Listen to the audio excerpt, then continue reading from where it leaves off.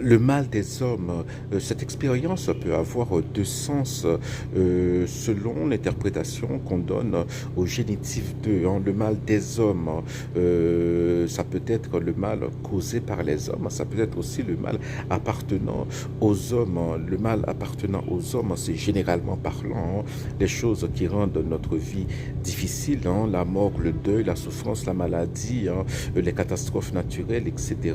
Et lorsque vous interprétez le génitif de comme voulant dire, voilà, provoqué par ou causé par les hommes, eh bien, c'est le mal créé par les hommes, délibérément, sciemment. Et c'est très important, hein, surtout face aux athées ou aux gens qui refusent de croire en Dieu. Voilà, bon, parce que c'est déraisonnable de ne pas croire en Dieu, parce qu'on ne peut pas penser réellement que quelque chose s'est créé à partir de rien. C'est absurde, c'est déraisonnable de penser ça. Mais quand même, il y a des gens qui sont athées, qui ne croient pas, qui ne croient pas en Dieu et qui disent, vous voyez, il y a tant, il y a tellement de mal dans le monde et Dieu n'intervient pas. Mais ce mal-là, c'est un mal qui a été créé, qui a été provoqué par des hommes, hein, délibérément, sciemment, des hommes qui ont pris des décisions. Par exemple, des États prennent la décision d'utiliser la famine comme une arme de guerre pour parvenir à des objectifs politiques, hein, ou des objectifs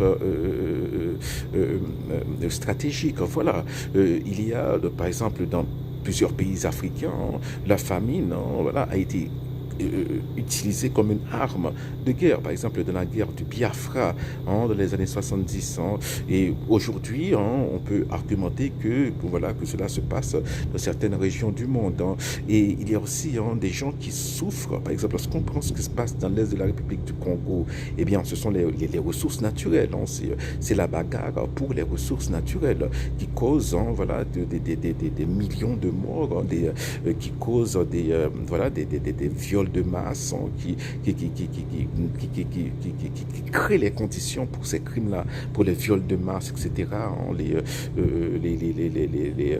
la malnutrition, etc. Et il y a aussi des gens qui se sentent puissants, voilà, ils décident comme ça de couper l'aide, hein, aux gens qui dépendaient de cette aide, hein, pour leur survie, pour manger correctement, pour avoir des médicaments, voilà, et puis du jour au lendemain, on coupe cette aide, hein, parce que ces gens sont complètement déconnectés. Un jour, hein, bon voilà, tout le monde aura à faire face au Créateur, hein, aura à se, voilà, à comparaître à genoux devant le trône de Dieu, et ces gens-là auront à s'expliquer, hein, à expliquer leurs actions devant le trône de Dieu.